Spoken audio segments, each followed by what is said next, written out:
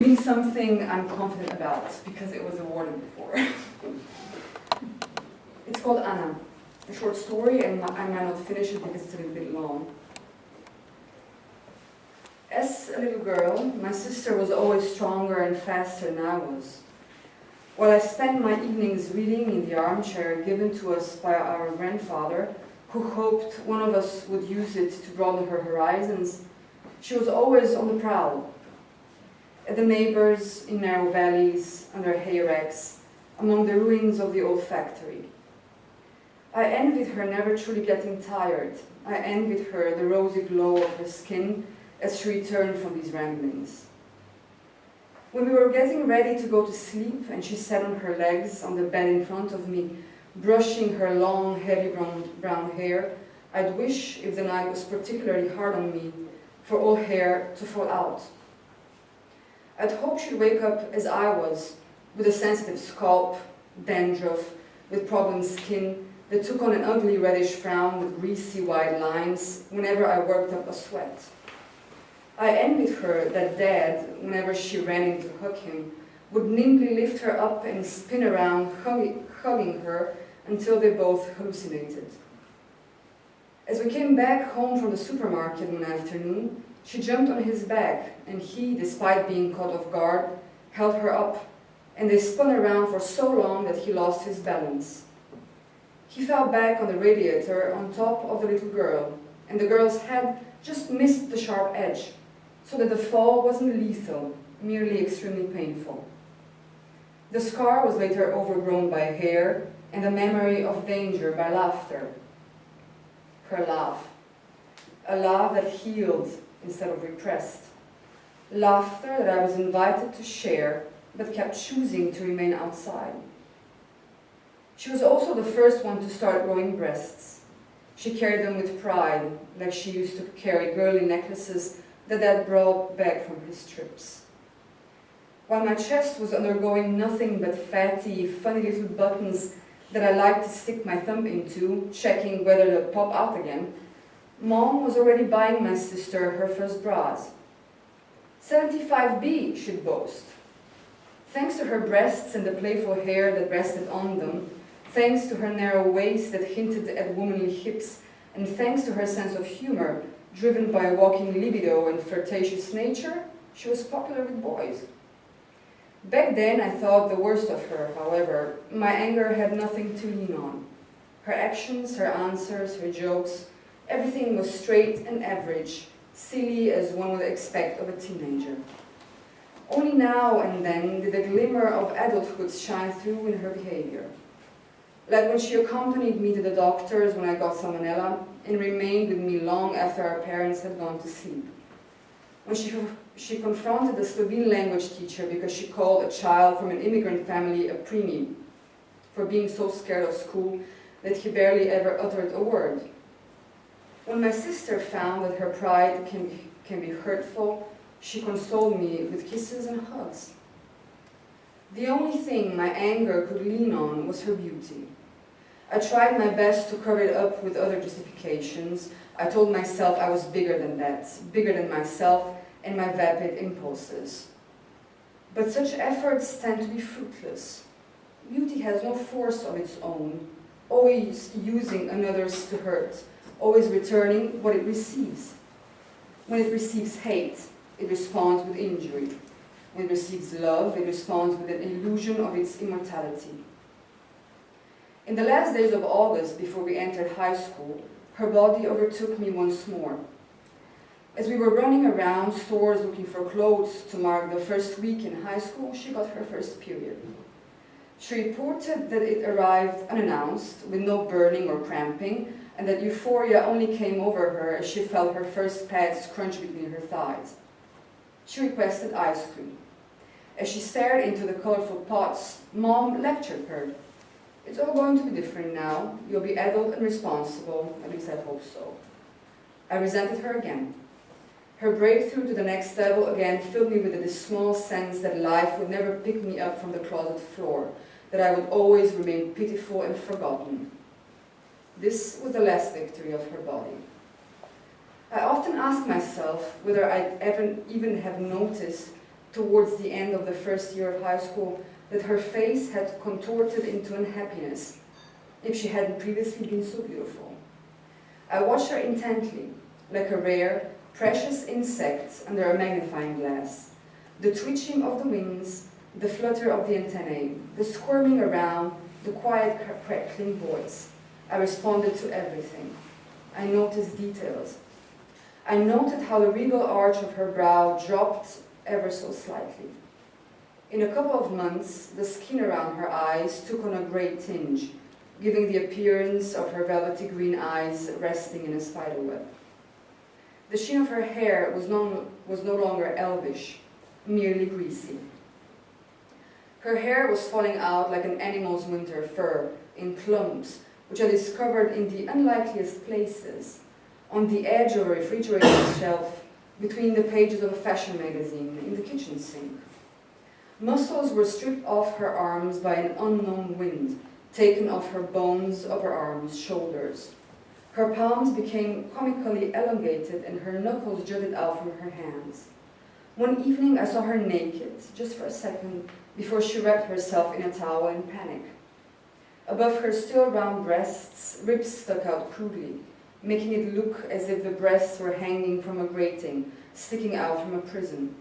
Her torso seemed thirsty, dry. On the screen of my memory, I can still see the sharp round edges of her pelvis into which her transparent skin was desperately sinking. I took these changes for innocent erosion and enjoyed them. After all, they were just details, slight deteriorations, dust bunnies of ugliness.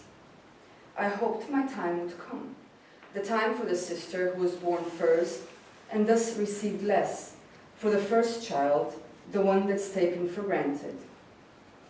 She started hiding, even from me.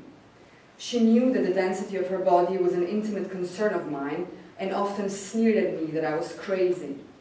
"And if you aren't, you will be," she screamed and slammed the bathroom door. I remember hearing her yelling at the top of her voice for the first time that spring at Dad, who was the first to voice his concerns. His dear daughter was no longer his ally. When he hugged her or placed a firm palm on her shoulder, she froze. Dread descended upon her face, and her sternum tensed and jerked towards the ceiling as if the heart underneath it was trying to jump out. She never told him about school, never talked to him about boyfriends. One night she ran into him in the hall, wrapped in a thick bathing robe. I heard him ask, "Been relaxing a bit, huh?" Afterwards, she spent the night sobbing and twisting in her bed. I didn't try to console her, as I couldn't understand what perfection could possibly be grieving. Her voice grew dark, bitter like coffee. She started wearing baggy clothes and leaving her lacy lingerie at home, having convinced Mom to buy her a pack of cheap cotton briefs. They had argued in the store because my sister wanted them to be a size bigger than necessary, to cover the crease where her thighs met her buttocks. Mom hadn't relented, arguing that this was all a weird phase that would pass and leave her feeling sorry about being stuck with a dozen panties the size of a tent. To avoid further conflict, my sister started leaving home looking like Mom wanted her to, only to change clothes in the school bathroom, break up her bun and fluff the hair around her face in such a way that it was almost totally covered. The weird phase didn't pass, it unfolded into years. At that time, our mom couldn't tell adolescent foolhardiness and vanity from frantic threats, from the paving of the end. She started smoking. By 16, she smoked a pack of the strongest cigarettes a day. I bypassed her if I saw her in the schoolyard, as I was disgusted by her nervous sucking of the cigarette end, which her schoolmates had, only half jokingly, already started associating with her. She had rejected her beauty and now spoke in a caustic tone. And her constant rejection, her dedication to an incomprehensible goal, stirred within me a terrible, self-righteous rage, a dark state in which everything that she did to mock me, to gloat at my lack. Those who have are able to reject, while those who lack can never patch the hole with a piece that would fit. The pieces that come by are always wrong, too small to cover the hole, or spilling over its edges. I can still see her, nervous from nicotine and thin as a beanstalk, as she leans on the metal frame of the bike shelter behind the school. She steps on her cigarette, searches in her bag for a bottle of water, drinks it all and then turns away from the audience, slumped in her gloom, again reaches in her pocket and brings her hand to her mouth. Perhaps she sticks it in, perhaps she just swallows. A mysterious ceremony, the most brutal of my rages. She quit running. Mom was told that she'd stop going to practice by the varsity coach. At home, the air was buzzing with rebellion. I want you to leave me alone. I'm never going back anymore. In a display of foolhardiness, my sister lit up in front of Mom and blew smoke in her face. Mom froze. Her eyes darted around, her lips opened like the beak of a panicked bird. Her breathing was shallow. When her daughter blew smoke in her face for the second time, she slapped her.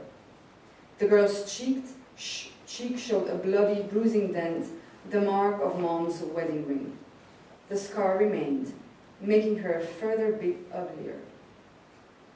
My sister pushed away while I and our parents grew closer. Mom kept saying she always knew that I'd grow up to be a level-headed person. She never interrogated me about my sister, likely sensing how complicated the ties that bound us were. She was probably feeling pangs of her conscience, realizing how hypocritical she'd been, thinking about the neglected relationship with her daughter, the weird and ugly one, realizing that she, a mother, had measured out her love for us, giving more to the beautiful one. My dad followed me around like a forsaken dog, expecting me to provide him with the sort of warmth that he received from my sister and the sort of ease that she wielded. I'd always yearned for closeness, but when a connection did form between us, it formed it in perverse circumstances. I was still a mere substitute, and she was still the one they wanted. I wrapped myself in hatred. I dreamt about my sister never having been born, that all the beauty that had accumulated with her was instead infused in me, the single child, that all the loveliness and grace of the accepted, the loved daughter settled on myself. My hatred burned persistently and dangerously. It was only interrupted by a coincidence. I was in third year of high school, and it was the last Tuesday before the summer holidays. After the afternoon classes were over, I started off towards the gym locker room where I'd forgotten my equipment. The hallways were empty. Sparse jabbering could still be heard from classrooms here and there. The locker rooms were in the lookout basement at the end of the damp, cold staircase that echoed every breath I took. As I descended, the amplified vibrations of my steps drowned out any other sound, but as the noise of my steps died down, I heard a deep male voice that I recognized as the teacher's. I walked towards his study to explain what I was here for. His commanding voice gradually coalesced into words and sentences, but I was so focused on my mission that I didn't really understand anything. I was only stopped in place by a forceful "do you understand?" synchronized with a scene in which the teacher's spade-like hand was grabbing the thin shoulder of my pale sister, bent over in hunger and hysteria. She wheezed out a resigned, tired yes and turned towards me. Her eyes stared like eyes of dead livestock, with pre-death horror frozen in them.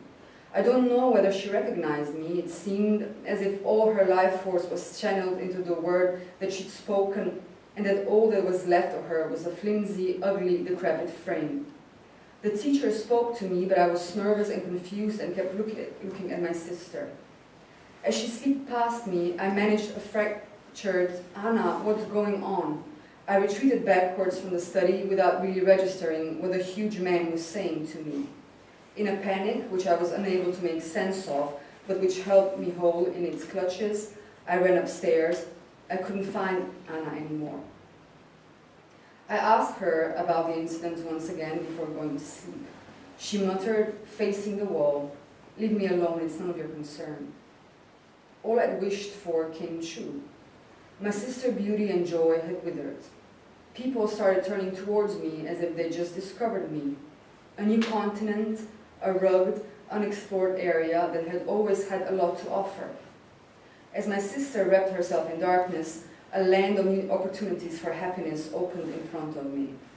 With every layer that evaporated from my sister's body, my will and power grew. But that night, something burned in my chest.